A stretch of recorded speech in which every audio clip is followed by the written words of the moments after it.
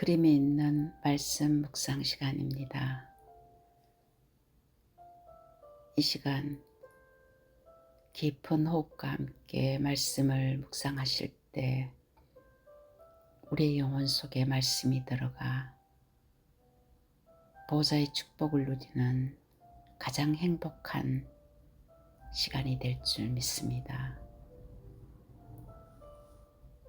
먼저 어깨를 펴시고 어깨에 힘을 주시지 말고 온몸에 힘을 빼시고 눈을 감으시면서 천천히 날숨부터 하겠습니다. 속에 있는 모든 가스를 아랫배를 등 쪽으로 꾹 조이시면서 천천히 코나 입으로 내뱉습니다. 들숨을 하실 때는 꼭 코로 천천히 코로 들숨을 하시면서 아랫배를 풍선을 불듯이 불룩하게 내미시면서 잠깐 힘을 주고 그리고 천천히 아랫배를 등 쪽으로 다시 미시면서 코나 입으로 천천히 속에 있는 모든 가스를 내뱉습니다. 들숨과 날숨을 반복하시면서 말씀 속에 집중할 때 우리에게 있는 뇌에 각인되어 있는 복음 아닌 다른 강한 진들이 말씀의 능력으로 치유되고 말씀이 회복될 줄 믿습니다. 절대 망대를 세운 요셉, 창세기 50장 15절에서 21절 말씀입니다.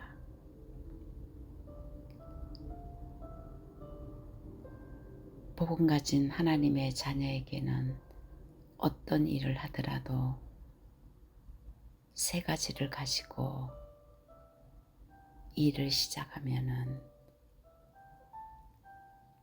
하나님이 가장 기뻐할 줄 믿습니다. 첫 번째,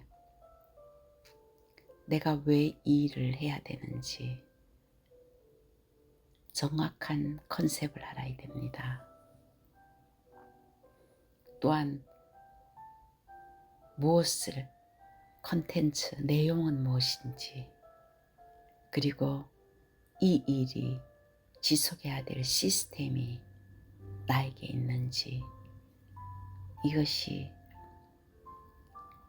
우리가 준비되어진다면 하나님께서 우리를 통해서 하나님의 시간표에 정확한 응답을 주실 줄 믿습니다. 하나님 자녀의 모든 컨셉은 전도와 선교, 사람을 살리는 세계 복음화입니다. 그 일을 위해서 우리가 해야 될 내용은 이사야서 62장 6절의 말씀처럼 내가 너를 성벽 위에 파수꾼으로 세우고 그들로 하여금 주야로 계속 잠잠하지 않게 여호와를 기억하도록 기도한다고 했습니다.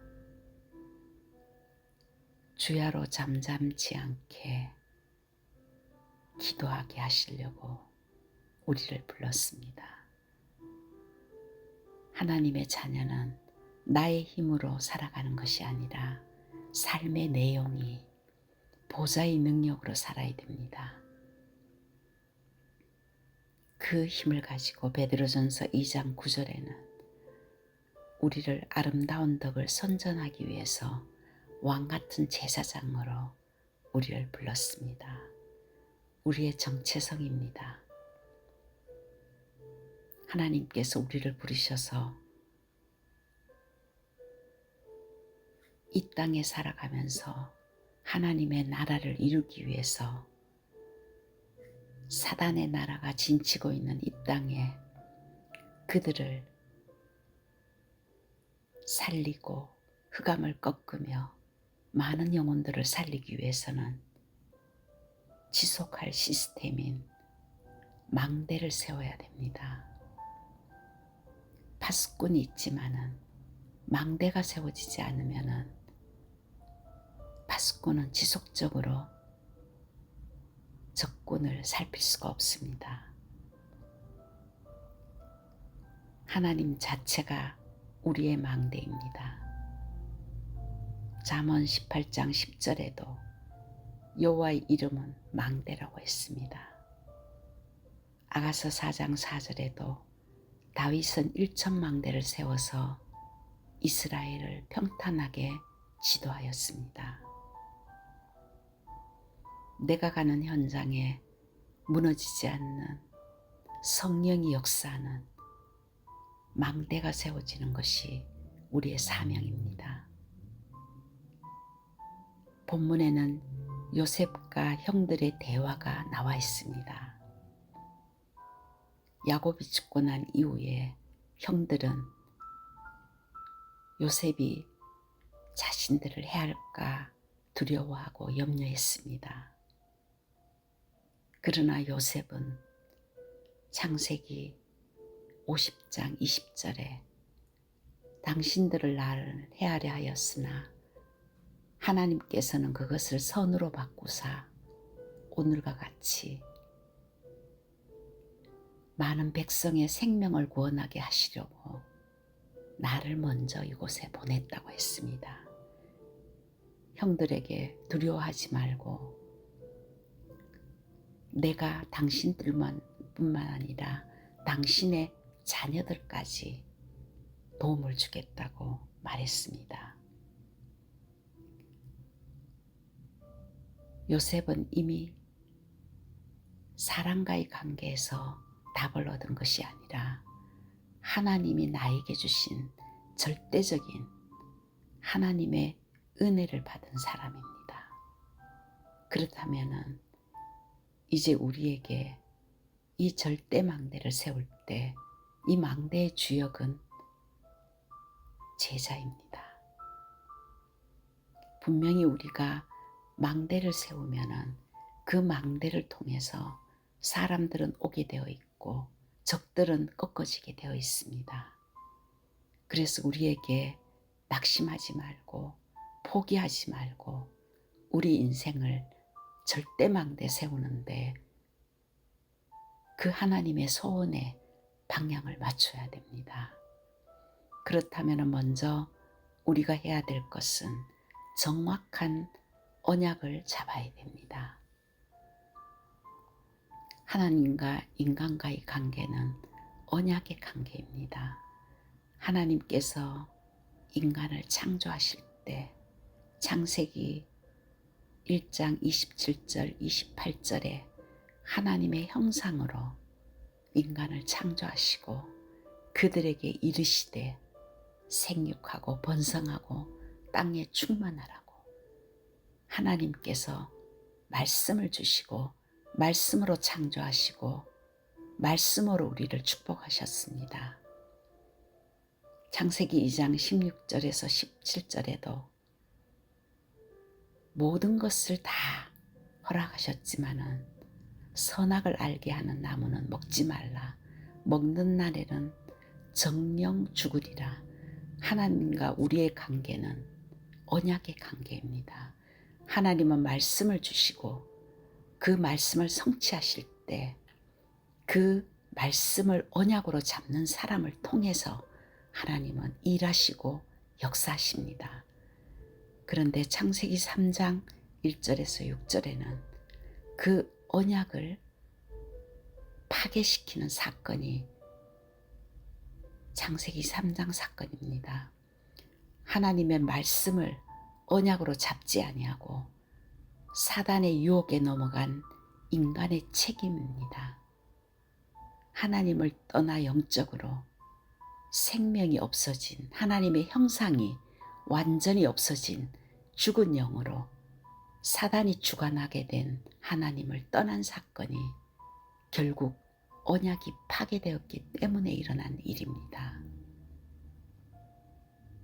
지금도 하나님께서는 그리스도를 통해서 우리를 완전히 회복시켜 주셨지만은 우리가 구원받은 하나님의 자녀가 정확한 언약이 없으면은 사단에게 속고 시달리고 똑같은 영적인 과거의 일을 반복할 수밖에 없습니다. 창세기 4장에도 하나님께서 가인과 아벨을 통해서 정확하게 언약적인 관계를 말씀해 주십니다. 가인은 정성을 다해서 최선을 다해서 하나님 앞에 곡식으로 예배를 드렸지만은 하나님의 언약하고 상관이 없었습니다. 아무리 착하고 선한 일을 하고 열심히 한다 할지라도 하나님과의 관계는 언약이 확실해야 됩니다. 그런데 아벨은 그때 가축을 짓지 않는 시대였는데도 그는 하나님 앞에 피제사를 드리기 위해서 양을 치면서 하나님 앞에 정확한 언약의 예배를 드렸습니다. 하나님이 원하시는 피제사를 하나님 앞에 드렸을 때 하나님은 아벨의 예배를 받으셨습니다. 우리가 마태복음 6장 33절에도 예수님께서 우리에게 먼저 그의 나라와 그의 의를 구하라. 그리하면 모든 것을 더하여 주시겠다고 약속하셨습니다. 먼저 하나님의 나라와 하나님의 뜻이 무엇인지 알기를 원하십니다.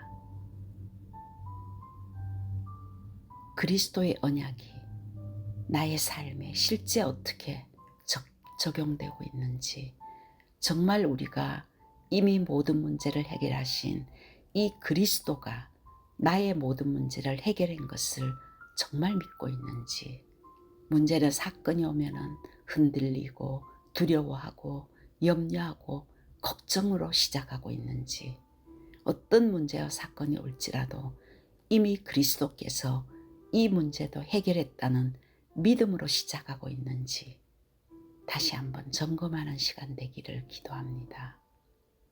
창세기 6장에도 많은 사람들이 하나님의 말씀을 우습게 여기고 자기의 생각과 자기의 계획대로 악한 삶을 살고 있을 때 언약 잡은 노아를 통해서 하나님은 언약을 성취하십니다. 창세기 11장에도 내가 주인 되어서 하나님처럼 되고자 각기 자기 소견대로 바벨 탑을 쌓고 있는 그때 하나님께서는 그것을 무너뜨리시고 창세기 12장 1절에서 3절에 그 우상 속에 있는 아브라함에게 하나님의 언약을 주셨습니다. 아브라함이 그 언약을 잡는 그 순간에 하나님께서 아브라함을 통해서 하나님의 언약을 성취해 나가십니다. 정확한 언약 잡은 아브라함, 너는 너의 친척과 고향과 아비집을 떠나 내가 내게 보여줄 땅으로 가라고 했을 때 내가 너로 큰 민족을 이루고 내게 복을 주어 내 이름을 창대하게 하리니 너는 복이 될지라. 정확한 언약 잡은 아브라함을 하나님은 사용하셨습니다. 아브라함이 열심히 하고 선을 행해서 하나님이 그를 부르신 것이 아니라 하나님의 언약을 잡는 아브라함을 통해서 하나님은 하나님의 일을 시작하셨습니다. 우리 가운데, 우리 마음속에 우리에게 어떤 언약을 잡고 있느냐가 하나님 앞에서 응답받은 그릇입니다. 창세기 37장 1절에서 11절에도 요셉은 해와 달과 별이 내게 절하는 세계복음화의 언약을 정확하게 잡았는데 하나님의 언약이 꿈이 될 정도로 그는 정확한 언약을 잡고 형들에게 죽임을 당한 그 순간에도 하나님께서 그를 죽이지 않았습니다. 물 웅덩이에 넣었지만은 그 웅덩이에는 물이 없었더라고 했습니다. 하나님께서 언약 잡은 요셉을 보호하시는 것을 요셉은 알았습니다. 그랬기 때문에 그는 보디발 집에서 노예 생활을 하면서도 노예 생활이라고 생각하지 않았습니다. 하나님께서 나를 통해서 하나님의 언약을 이루시는 응답의 현장으로 알았기 때문에 그는 그 현장 속에서 하나님과 동행하며 하나님과 함께하는 형통의 축복을 받았습니다. 모든 일 속에서 세계복음화, 전도와 선교, 하나님이 원하시는 그것을 찾아야 됩니다. 우리는 그리스도와 세계복음화, 237 나라와 5천 종족 살리는 귀한 언약 잡은 이미 성공자이며 승리자입니다. 우리는 이제 영적 서밋의 망대를 세워야 됩니다. 예수님께서도 120명 제자들에게 마지막 강단에 사도행전 1장 8절의 말씀을 주셨습니다. 너희들이 열심히 해라, 최선을 다해라 하지 않았습니다. 오직 성령이 하늘 보좌의 축복이 너에게 임하시면은 하나님의 권능으로 너희를 통해서 땅끝까지 증인되게 하시겠다고 정확한 언약을 주셨습니다.